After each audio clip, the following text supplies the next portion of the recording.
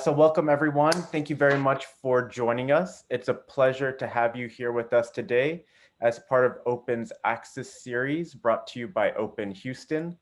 Open Houston's mission is to advance Houston's startup and entrepreneurship ecosystem by connecting entrepreneurs, investors, innovators, and experts across a variety of fields. And today marks our fourth event of our series called Open Access. We call it Access because it's all about opening doors to people, opportunity, and expertise. Chamberlain Hrdlicka Attorneys at Law has been a longtime sponsor of Open Houston, and Ali Dosa is a partner and leads Chamberlain's intellectual property team.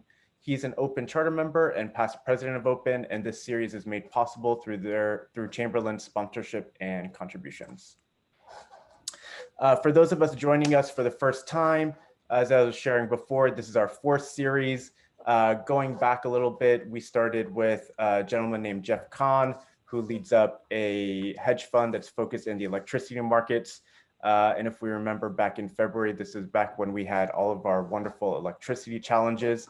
Really insightful conversation and some of the struggles that our state is facing. And then we had Shadow Ventures, which shared their model about how they are leading in investment in disruptive technologies in the real estate and construction space. And then the last time we had Dr. Brittany Barreto, who came and talked about the emerging space of femtech or female technology. And today we have Dr. Khalid Mahmood, and we will, and this conversation will be moderated with Faiza Haseeb as well. As we're going along, there are a couple of events coming up that I just wanted to share for everybody's attention as well. Coming up, the Open Houston team will be joining Jahanzib Khan, who has organized over 90 squash events, including 2 invitationals that featured both men's and women's #2 world ranked players. He recently organized a group of events starting in Dallas, San Antonio, Austin, and now culminating in Houston. And the Houston team will be joining them on Saturday, June 5th from 1 to 3 p.m. Information is here, and you can contact us to get more information. I'll pop our contact information and how you can connect with us as well. Additionally, coming up on June 10th, we have a business pitch by Bionics. They're a medical device innovation company that is enabling access to more affordable dialysis machines with the goal of serving 3 million people plus around the world who need critical access to more affordable dialysis machines. Coming up on June 24th, we have the charter member dinner for Open Houston's charter members. More information to come there, and we'll be sharing that out internally with our members. And then on July 11th, we have our annual Emerging Leaders Retreat, which we do over at Topgolf. And this is our program that's focused on students and young professionals. Awesome. To connect with Open Houston, you can reach out to Tina, who is our president, and myself, Shafiq Walji. I'll pop our information in the chat box so you can grab it there. You can reach out to us to find out about other events, join us in things that we're doing, and connect with us on LinkedIn and Facebook. Why don't I hand it off over to Faiza, and I can allow you to make your introduction and kick it off with Dr. Mahmood. Awesome, thank you so much, and welcome everybody. Welcome to Open's Houston Access webinar with myself and Dr. Khalid Mahmood. Before I introduce him real quick, a little bit about me. So I offer over 12 years of global progressive experience in hospital operations as well as financial management with the expertise of developing offerings that optimize large, complex organizations. So just leading into our next introduction of Dr. Khalid Mahmood. Have had a couple of conversations with him, and I'm excited about the talk today. But in addition to owning his business as single specialty medical practice in Dallas, Dr. Mahmood also has been involved in a number of successful ventures, both in healthcare as well as non-healthcare fields. He is one of the rare physicians in the U.S. who single-handedly owned and operated a large acute care hospital, Crescent Medical Center in Lancaster, for 8 years. So with that being said, I will let him say hello to us. Hi, Dr. Mahmood, how are you? Hello, I'm fine. How are you? I'm great. It's great to have you here. Thank you for joining us. Absolutely. Thank you for the opportunity. Of course, we're excited for our chat today. Dr. Mahmood, if we can go into it, I would love for you to kind of talk a little bit about yourself and your journey thus far. When you say a little bit, it's going to be hard. There's a long journey to say. Well, Okay. we're all in for the story. Let's hear it. We're in for the adventure. I'll be brief. First of all, Assalamu alaikum and good afternoon to everybody. And I want to take a moment to say thank you to Tina, Faiza, and the other people that we had meetings with. And finally, we got to this level and I got the opportunity. I really appreciate them for arranging this meeting and have been looking forward to this. Just to give you a quick background, I will try to highlight the areas which probably were kind of life-changing events. But generally speaking, I was born in Faisalabad, Pakistan, almost 150 years ago, and raised in Rahim Yar Khan. Did my high school, college there, and then went to King Edward Medical College in Lahore, graduated in 1981. Moved to a US in 1985, had to go through some USMLE and ESFMG, ECFMG testing and stuff, and then finally started my residency in Brooklyn Hospital, New York. So it was quite an experience. For 3 years, we stayed in New York, finished the residency, and then got fellowship into nephrology. Nephrology, as most of you know, deals with kidney disease and dialysis. So I got the fellowship opportunity at Kaiser Hospital in LA. So we just moved from New York to LA, stayed there for 2 years, finished my fellowship, got an opportunity to work for an organization in Palm Springs, California. For 1 year, then got another opportunity in Pennsylvania. So we moved to Pennsylvania and soon figured out that it was just too cold and too much snow for us. Because during my residency years in New York, we stayed in New York, but that was kind of a subsidized housing within the hospital campus. So we were not exposed to snow as much. But in Pennsylvania, just few months into it, my wife said, no, this is enough. We're not going to live in snow. So found an opportunity. I had a friend of mine in Pine Bluff, Arkansas. It's a small town southeast of Little Rock, just around 50,000 population. And finally moved in January 2005 to Pine Bluff, Arkansas. We stayed there for about 10 years. And interestingly, that was an opportunity. It was a big jump from whatever salary and stuff I was getting. And it was a guaranteed position for first year. And as probably you know, in physician practices, they give you guarantee for a year, 2 years, then basically you're on your own. And we were excited, moved to Pine Bluff, and soon realized that it was a small town. I think that was a town with almost close to 50% African-American population. And soon realized that there was an African-American nephrologist in town, there was an Indian nephrologist in town, and then there was a local Caucasian guy as well. So there were three, all the bases were covered. So I didn't know where to make my place. And started first year and had to figure out how we're gonna survive or do something after the first year of guarantee. So it just gave me an opportunity to figure out a ways which are a little different than the normal physician practices. So what I did was there were smaller towns, further smaller towns than Pine Bluff, which were like 30, 40 miles away from Pine Bluff. So those physicians, they did not have any hospitals. So I just went and met with them, offered my experience, expertise, and started a satellite clinics. So Wow. from Pine Bluff, I used to drive maybe 45 minutes to an hour once a week, once a month, or sometimes twice a month to these smaller towns. And that way, all of those patients from those towns, then they would start sending to me instead of the other 3 nephrologists, because I was offering services in their backyard, so to speak. But that helped me to grow my practice. But just finishing the second year, the Indian nephrologist was retiring, and he asked the other 2 nephrologists and myself, do you want to buy my practice?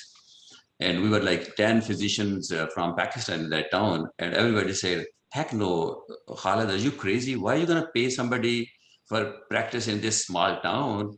Those patients are going to come to you anyway. And but somehow, luckily, I agreed. I said, okay, it was Dr. Mehta, and I said, I'll just buy your practice. So bought his practice. This is very important part of the whole professional career that I had, because that gave me some opportunity into the business side. And the day we had a meeting between myself, the nephrologist, Dr. Mehta, and the owners of the dialysis clinic, because he was selling his dialysis clinics to them, and then he was selling his practice to me. So we all 3 were supposed to sign at the same room. And I was super excited. I was super excited just to get some extra $100,000 a year as a medical director. Super excited. And then luckily the people from the dialysis company did not show up. For some reason, they had some travel arrangements, did not work through. And so I had signed up and bought the practice, but I did not do any medical directorship agreement with them. So that what it means is, for most of you don't know, is that I did not have any non-compete of any kind. I could just build my dialysis clinic. I could do anything. So, but that created, somebody approached me, this is a great opportunity for you to do something on your own. So I had to just run around, find some partners, and because it was just early on career, so there was not any financing and stuff available. So got into the business side of medicine and built my first dialysis clinic, then built the second dialysis clinic, third and fourth. I built 4 dialysis clinics in Pine Bluff and the surrounding towns, and realized the like a different scale of opportunities exist on the business side of medicine than just being a practicing physician. So after 5 years or so practicing there, the practice was going well. I brought in a partner, expanded my practice, and but then realized soon that there was not much opportunity to grow from there. And around that time, my daughter, she got into school in SMU. She was planning to move to Dallas, and my youngest one, Sarah, she was in high school. And I said, okay, I think let's just move to Dallas. And we used to come and visit Dallas almost every month or every couple of months. We liked the town, but none of them was ready to make a move, and everybody was almost crying. They said, no, we're just happy here. Everything is fine. There's social life and everything. But I could foresee there were better opportunities, and I just wanted to be closer to my daughter, and then also my youngest one could go to the same university or have some place in one of the schools in Dallas. So we made a move. It was an aggressive move. None of the other family members was as excited, as happy. But thank God that was an opportunity. I sold my dialysis clinics to a national chain, moved to Dallas, and then started my practice from scratch again. And but this time I knew that there was much bigger opportunity than the practice, being in the dialysis clinic ownership and stuff. So I started my practice first year, and then brought in a partner, built a dialysis clinic, and brought a third partner. So practice grew to 3 partners pretty soon. And the dividend of moving to Dallas was that my daughters, they were just living at home. And every day I could come home and spend time with them and enjoy their company. And the youngest one, she, though the time came that she finished her high school very well, even though it was a challenge for her moving to a different high school. And then she did extremely well. And the time was to get, so where would she go for college? And she was looking all over the place. I said, look, I moved to Dallas just because at least you can stay home. So I'll do anything you want and give you anything you want, but find something here in Dallas, at least you can stay home. It was kind of, but she was nice. So she found the University of Dallas, Texas UT Dallas, and she finished her college there. And then she went on to dental school. I was able to expand my practice, and then the opportunity came for the which I never expected, because from the dialysis clinic, I was able to do some joint ventures with other national chains in different cities. And somebody approached me and they said, there is a hospital, it closed 2 years ago, and that is available, but it's closed, it's just the building. So you have to start from scratch. And I did not know anything about a hospital at all, zero. But it was just so tempting. And most of you know, if I tell you the deal, that you will be amazed. It was 100,000 square feet building, 3-story building on 35 acres of a campus. And the deal was, we got it for like $900,000. 35 acres campus, the whole hospital building. And I honestly, sometimes it's ignorance is a blessing, because I did not know a whole lot what was coming in my way after that, and got excited. So finally bought the hospital. And no, in terms of getting the team together and finding, and then I quit my medical practice at that time. My partners continued. I was involved in some supervision role to some extent, but I was not seeing any patients. There was no clinical practice. I moved on to completely as a CEO, president, and chairman of the board for the hospital. All those titles look great, but the work was equally challenging.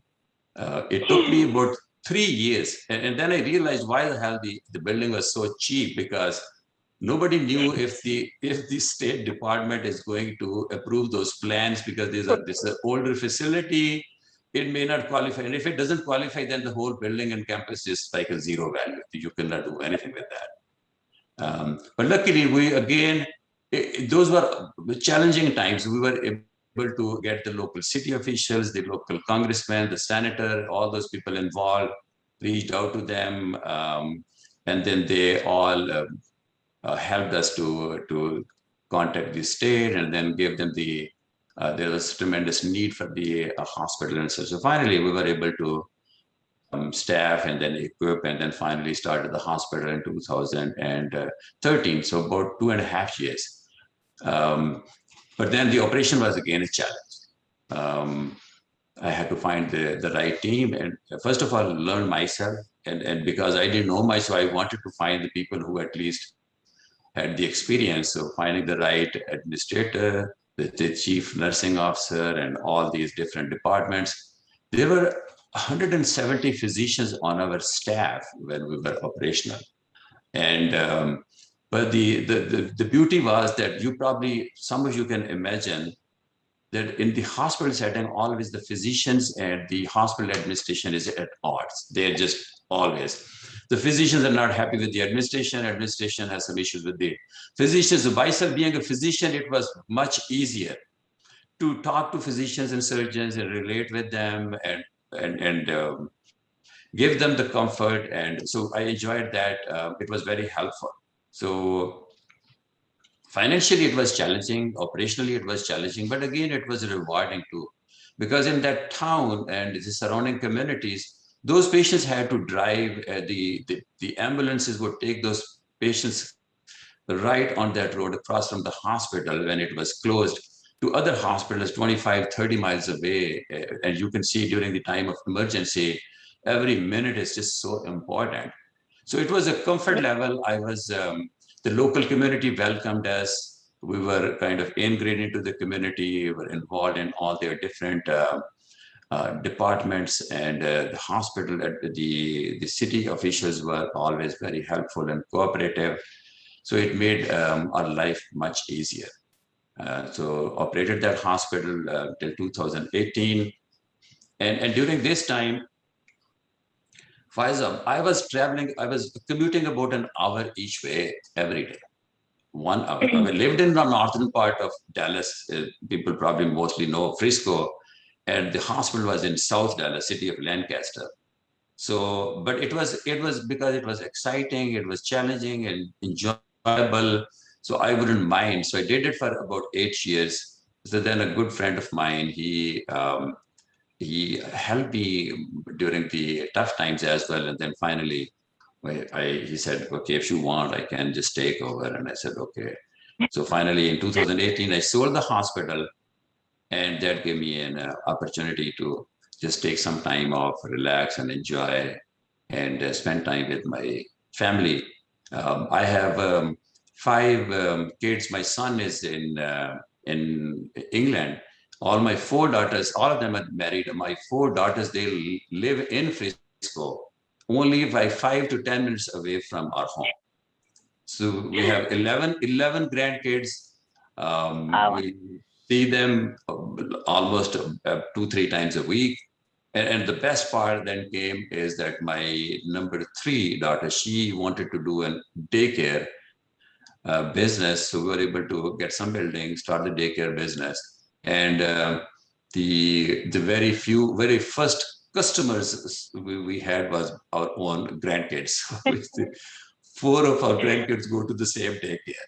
So my daughter is there. So we go there almost on a daily, if not every other day, and then spend time with the grandkids, and of course enjoy. The life has been excellent. And even though those were challenging times, but they were very rewarding in many ways. But it gave me an opportunity to humble myself and to see what kind of suffering a lot of those patient population in that area was going, and providing help for them. And last but not the least was during my hospital ownership. Faiza, as you know, a lot of people who come from overseas as physicians, they pass the exams very easily, but they usually don't get an opportunity to work in a hospital setting to gain some experience. So I was able to, because we had 84 beds, so I just, they were not all the time full. So I just made a separate wing for 12 of those, converted those rooms into kind of dorms situation for those physician students. So gave them a place to stay free of charge, gave them food from the cafeteria free, gave them the opportunity to learn from our surgeons and physicians in the ER and the OR, all the experience for 6 weeks. So they'll come and rotate through our hospital. And many of them got into residency programs. And of course, once we will get them, get their text messages and appreciation and thank you notes. It was just a very, very pleasant experience. So I feel proud that I was able to help so many physicians who needed that hospital experience. So I was able to provide, which I probably could not have done just as a physician by itself. Okay, that's the. I hope it was not too long, but there's the story. I mean, it's truly an incredible story. I mean, I think starting from Faisalabad and ending up in Dallas and everything in the middle, that's incredible. I mean, I think, first question that, I want to ask is just moving from one city to the other with I probably started with just yourself and then your family. Like, how was that experience for you guys? I tell you one thing, all of these things you cannot do without having a full support from your partner.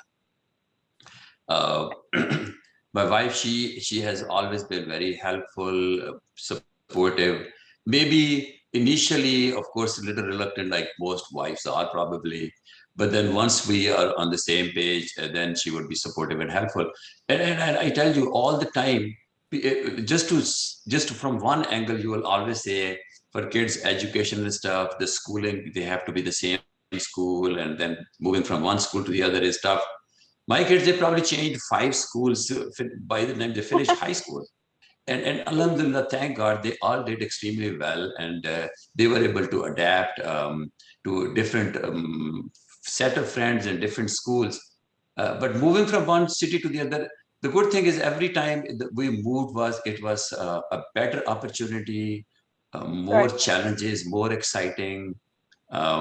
So even though it was, it's logistically and otherwise it may be difficult, but from a rewarding point of view, I would say it was extremely pleasant experience, though. No, I can understand, and I can actually relate to some of your feelings of your kids, because my parents moved to the U.S. when I was in high school as well. So I can relate to some of the feelings that your kids were probably feeling when you made them move in high school. It's not the best, but we appreciate it towards the end. Sure. So that's sure. awesome. Well, you know, one of the things that Dr. Mahmood, you were talking a lot about, and first, I want to kind of understand a little bit is, you know, you made it seem like you were able to get partners along the way, you know, first in Pine Bluff and others. You make it sound so easy to get partners for your different ventures. Can you talk a little bit about that process, about how you went about, you know, looking for partners? What was that conversation like? Like, what was that dialogue? And then how did you convince them to kind of partner with you and to come into the joint venture of buying a clinic, starting a hospital? Like, how was that process? But that's an excellent question. I tell you, Faiza, you can just look around the physician community in Houston, in any other town. Unfortunately, there are not too many partnerships that stay alive for a long time. People just come in, work together for a year, a couple of years, then things don't work out, and then just go their ways. And a lot of physicians just don't even believe in partnership. They would just continue their solo practice all their life, and they're happy with that. But I originally, and then later on from experience, I have learned that there is only so much you can do on your own. You have only 2 hands in 24 hours, and there is you have to find the partners to move your agenda along, to expand your business, to get to your goals, and it could be a challenge, because many times people say, "Oh, I tried once and it didn't work out, then I just don't want to." No.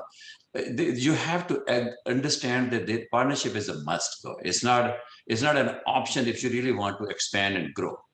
And if the partnership first time doesn't work, of course you do the best you can from your perspective in terms of being open and upfront and having communication with them and putting all the terms, conditions, or whatever in front of them, and show flexibility in terms of working with them. But then, if God forbid it doesn't work, then just find another partner. So you'll find the right group of people ultimately who will buy into your philosophy, so to speak. And of course, you have to give them comfort level that they can work with you, and then of course they can grow with you, and then you have to convince them that you're bringing some value for them, and you're willing to share. And just to give you some idea, the partners that who came along in Dallas when I came here, my first partner was Dr. Salman Bhatt, and then the second one was Dr. Adil Ejaz. They both were from the same residency training program. They worked with me. We were partners all along for 15 years. And I think even after starting my hospital, I was still involved. We were still working together in many areas. Right. And but it's just you have to show flexibility to listen to other people's concerns, address them appropriately, and willingness to share and give in, not necessarily just try to be in a commanding position or dictatorial position or this way or that way. So if you show some flexibility and you're willing to work with people, you can let your partnership grow. It's just but you cannot expand, especially the area of entrepreneurship, or if you have some vision to grow, you cannot grow on your own. You cannot.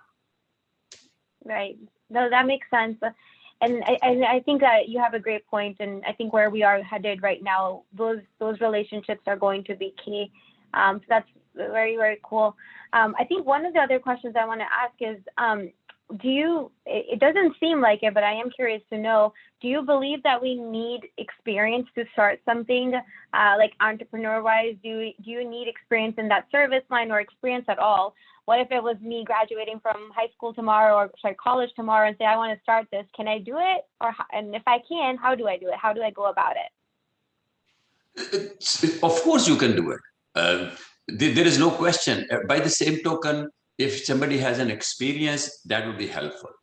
But that doesn't mean that you definitely need an experience to start something on your own. However, as you know, Faiza, there are many components of starting some stuff on your own. It's not just one area. It's just an idea or a product or a business line. So you would need, either you have to know by yourself, or you should know how to find the right group of people or the team or some friends or some other people who can fill in the area that you don't have much expertise in, because nobody knows all different avenues of the business venture. So if somebody is good in the deal making, so you can make deal, but you may not have as much expertise on the operation side or the business development or the marketing. So if you don't have experience by yourself, it would be, of course, challenging, but that definitely can be done. However, even if you have experience, I can tell you that you would need a team of people to execute what you want to execute. It is difficult for you to do things on your own. And one thing which I would always suggest and recommend to anybody who wants to start anything, that you need to understand your own area of expertise and own areas of strength, and also at the same time understand what areas that you probably need some help and you're not as good as you should be.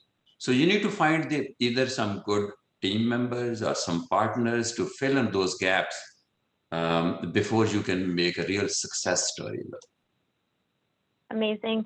So Dr. Mahmood, what are top 3 things that you would say somebody should consider before starting their own business or project?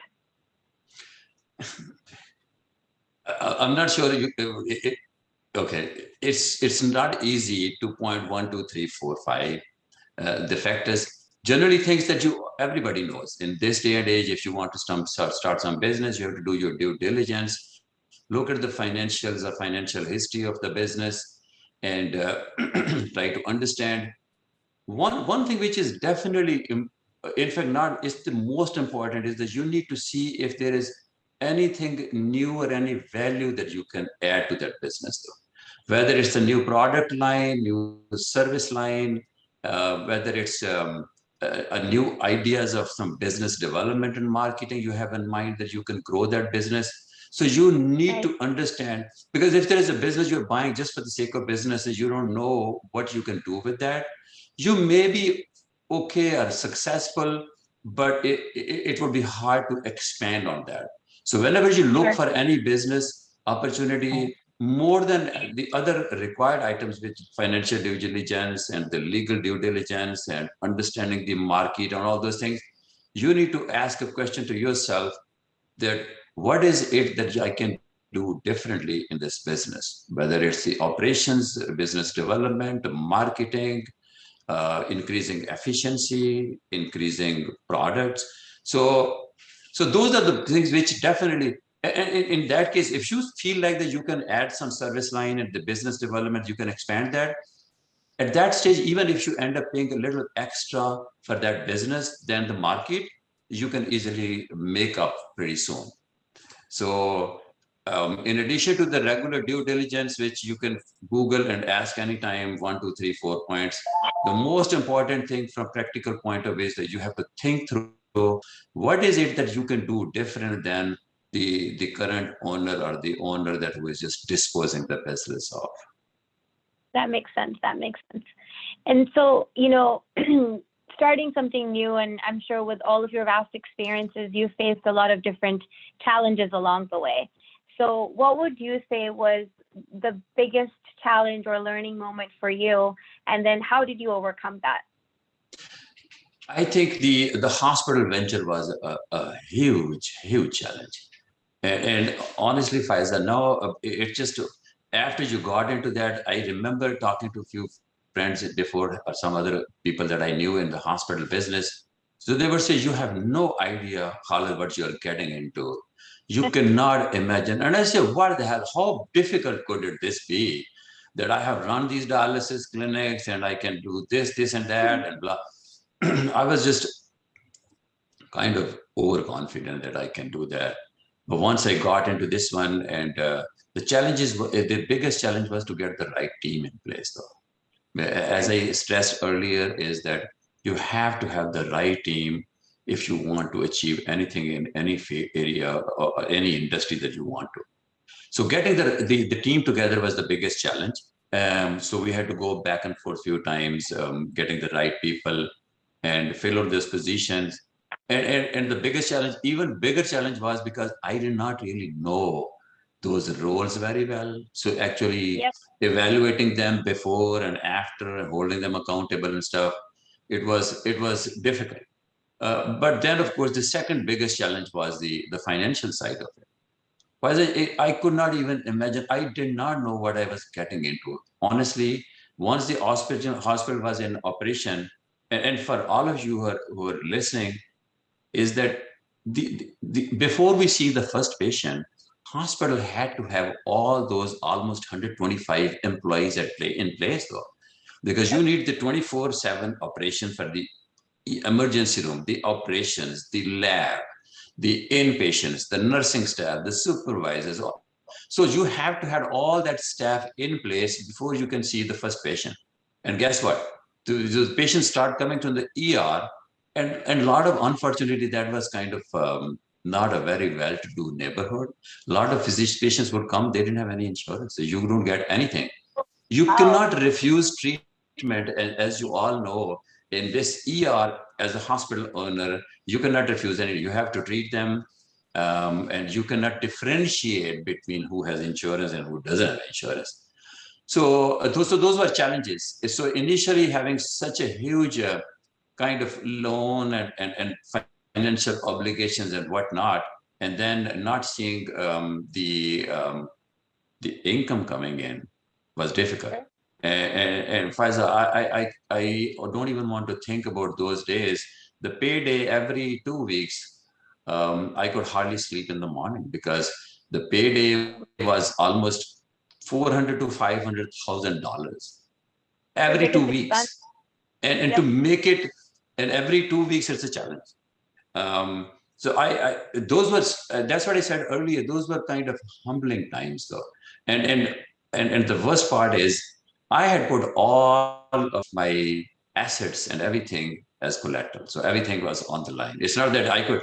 At one point, I was thinking, if somebody wants this hospital for $1, like, he can have it. I just let me go. But thank God, Alhamdulillah, I'm so thankful and to Allah subhanahu wa ta'ala that it worked out fine in the end. I had great friends and who helped me during those tough times. We made it through, and then the hospital became financially successful. And those tough days and difficult days are a memory now. I think you mentioned two things that I definitely want to point out. I think one is, for sure, I don't think we, unless and until you work in a healthcare setting, especially in a hospital, you don't know what it takes to run that that facility, essentially. So I can relate to that. One thing that you mentioned was, finding the right people. That is key. And a lot of the people on the call are either working or going into working or trying to find that one team for them. So what is it that you look for in talent?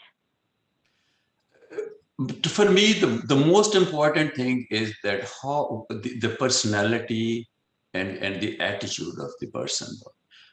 Experience and expertise are, of course, important, but they can be gained over time.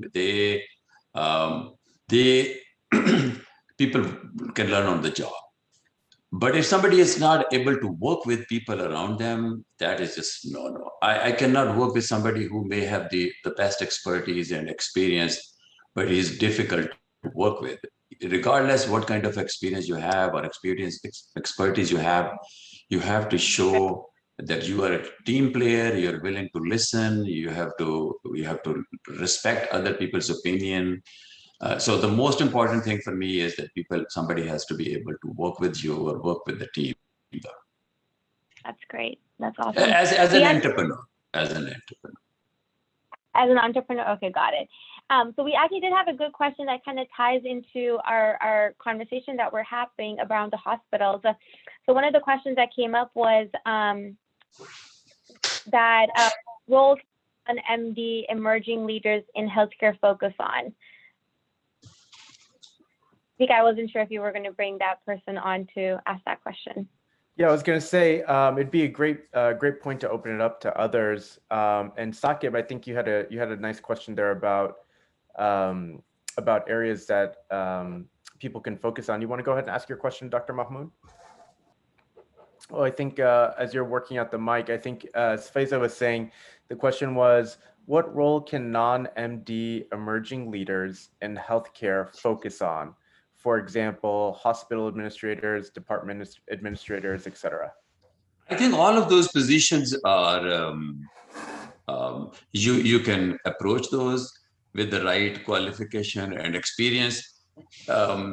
Initially, after your qualification, you just definitely need some kind of a master's degree in terms of healthcare administration, or a simple MBA can work.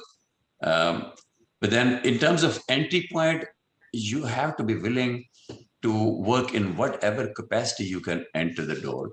A lot of times people are hung up in the title and the role before they get in. But initially you may not have the experience.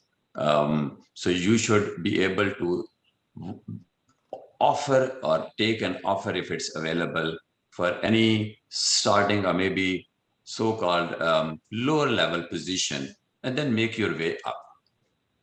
Great. But these are for non-physicians. There are tons of opportunities in the healthcare sector, and in our communities, generally people don't go into the healthcare as much. But I tell you, it's very rewarding. There are many different careers that you can get into healthcare. Their pay scale, the salary structure, the benefits is definitely very competitive. In fact, better than most of the other industries. There's, if I can add on to that, I think there's so much from like a process improvement to operations to integration, all of those, and healthcare is just changing so much. There's a huge push on population health as well. So a lot to explore. And then is it Chuyeta? Am I saying that right? You had a question there. You want to ask Dr. Mahmood? Hi, can everyone hear me? Yes, absolutely. Dr. Mahmood, how are you? It's a pleasure meeting you. Thank you. Hi. I'm Tiyata. I just wanted to ask, in retrospect, if there is one thing you could do differently during the process of building and growing your hospital, what would it be? Honestly speaking, it's just so tough for any individual to get into the hospital business and do that. I honestly would not recommend anybody on his own to get into the hospital. A lot of people, it just looks so good. People would come and visit this place and they say, oh my God, this is such a huge place and blah, blah.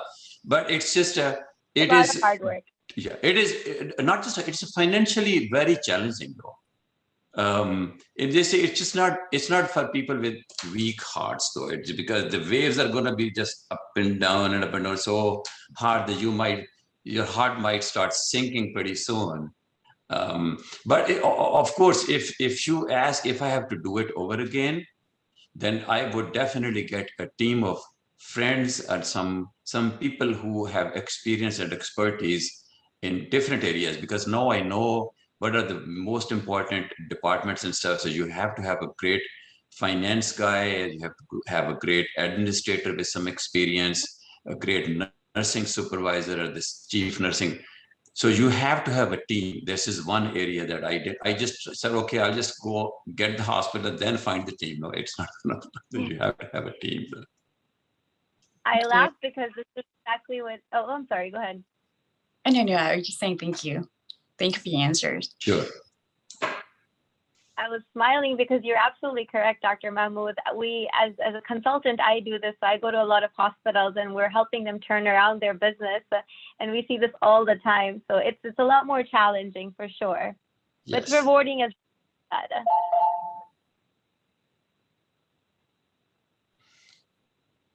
Speaker on mute. I am muted indeed. Manish, would you like to ask your question next? Sure. I hope this is coming through. Hello, Dr. Mahmood. Thank you so much for doing this. It is truly a wonderful, wonderful story and an inspirational story. A question I had for you was, do you believe that given the benefit of hindsight, your relative experience with hospital administration and management, do you think that was an asset or a liability? Did it allow you to see things differently from how others might approach the problem? Oh, absolutely. It was an asset from that point of view. It opened my eyes and gave me an exposure to areas that I never knew that they existed. Besides the challenges and stuff I mentioned in terms of operation or the financial challenges, but honestly speaking, it gave me exposure to so many different areas in the healthcare side that that a lot of people as physicians just don't know. A lot of physicians go to the hospital, come out, see their patient, they don't know what else goes on. So it was a very rewarding experience, even though I mentioned the challenges, but I would definitely say that it helped me to grow as a person, grow as a professional, and gain a lot more confidence in the healthcare industry and entrepreneurship in general. Nice. Yeah, I was reading, this interesting analysis and looking at questions of success. And one of the things that they were looking at leaders is that it's not necessarily about knowing everything about what the venture that you're getting into, but a lot about just getting started and having a good enough idea and then the persistence around it. And it sounds like you were a very persistent man from where you started until and to make it a success and make it happen regardless of the obstacles or the challenges in your way. Sure. Dr. Mahmood, do you believe you have a formula that could work for other hospitals that are in similar situations or might be shut down? Do you think that you could maybe bring underserved communities service again in a profitable way? Oh, absolutely.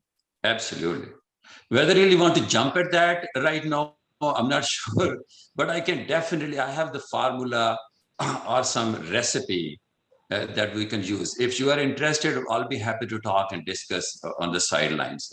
One thing I was going to say is, sorry, Shafiq, is that Go for it. We have allocated an hour. I have unlimited time available. If some people want to continue a little longer, I'll be happy to answer any questions in whichever way I can. Nice. I think we have another question from Sarah Mahmood. Oh, she's my daughter. She's my youngest daughter. I was just going to say, I assume there's a relation there. Go ahead. Yes. Hi, can you guys hear me? Yes. Okay, well, I'm obviously very proud of my dad, and I think he's the best person I've ever met my whole life. And I know that the bulk conversation has been on the hospital, but I'm sure everyone who's listening would love to hear about what life has been like after. What have you been working on, and how have you used those skills in the next phase of your entrepreneurial journey? Yeah. Great question. Okay, so you want me to answer that, Sarah? I think so. But I think, see, as I said earlier, that I kind of taken off from my healthcare practice as an administrator or the hospital owner. But Sarah is, by the way, my youngest daughter and my partner as well.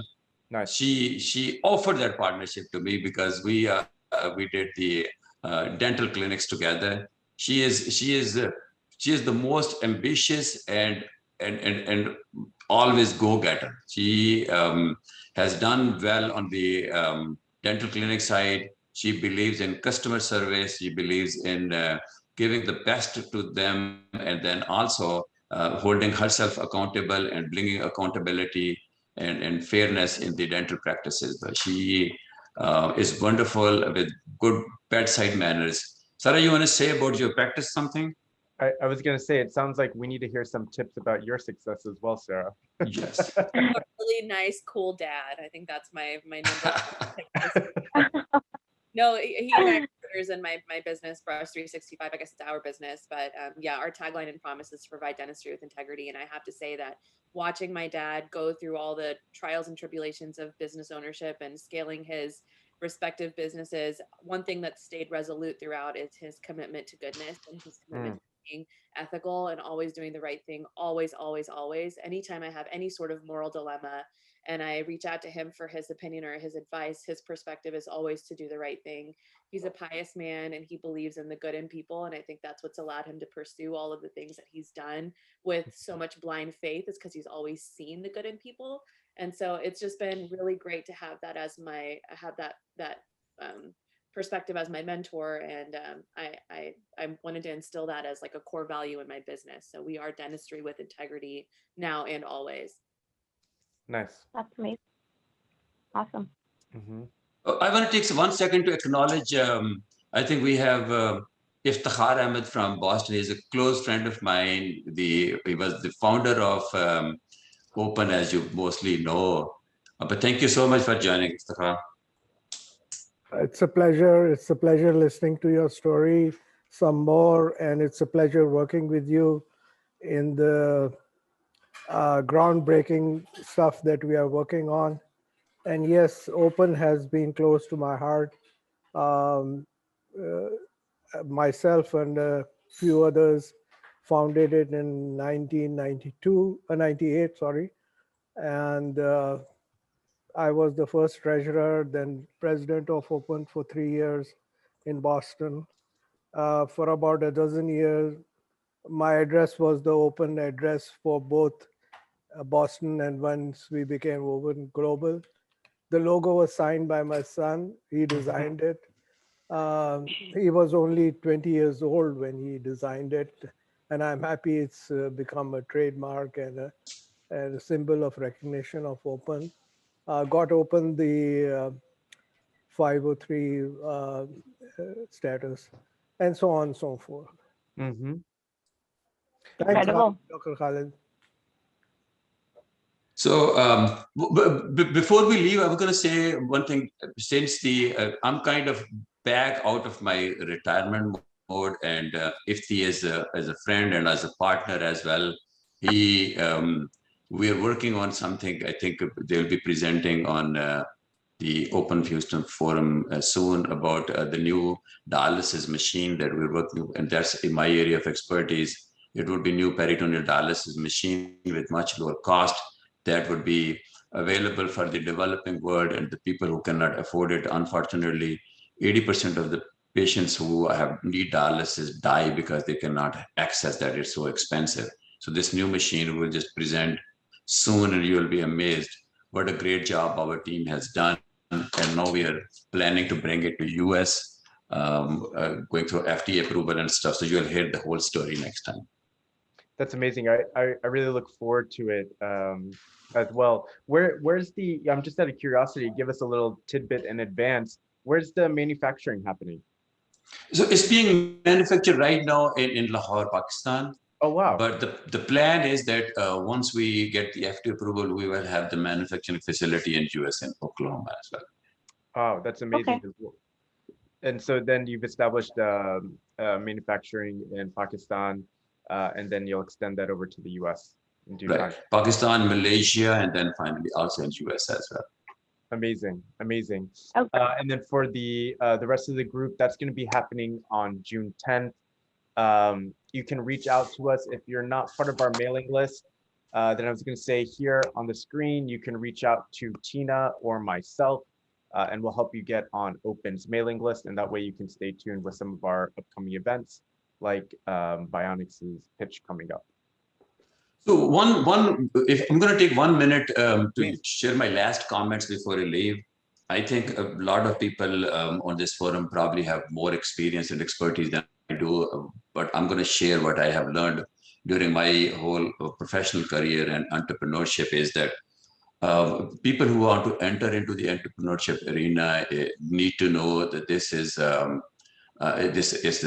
challenging field. It's exciting at the same time.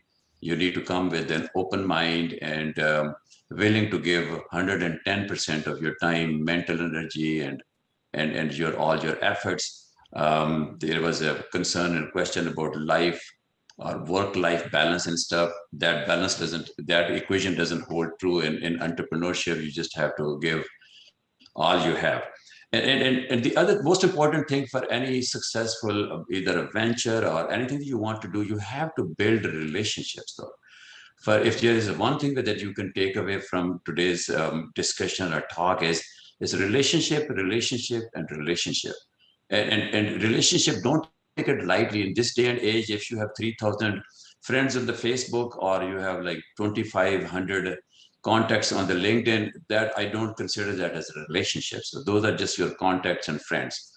So you have to stand out, reach out, and show, take an extra step to build those relationships. So just liking something and just, so you have to invest into those relationships and be willing to give what you have, your experience, knowledge, expertise to others before you expect or require or demand from others. So it's just a two-way street.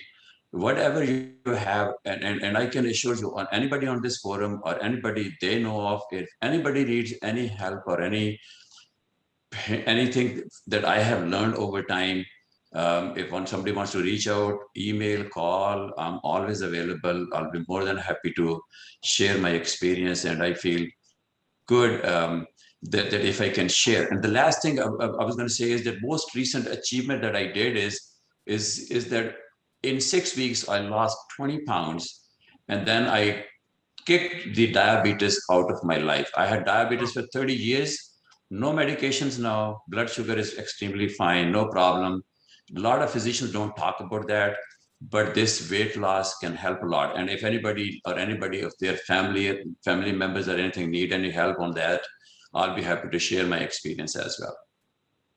That's super interesting. I was going to say that's an incredible accomplishment in and of itself. Yeah. And then on top of that, the positive health benefits that come out of that. We did, if I could, as we're wrapping up here, there was one more question that came over from Saqib, if we may, Dr. Mahmood. Sure. He was asking, what is your opinion on hospital price transparency ruling by CMS, knowing as an insider how hard it is to come up with a good number estimate to share with patients? I think this the whole healthcare system needs transparency, not just the hospital.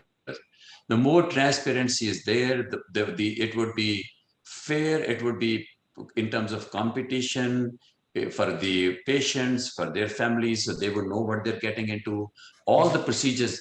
And I understand Saqib's concern, and a lot of people share this concern that they don't know once they go to the hospital what are going to be charges of how much and why this much and why that much.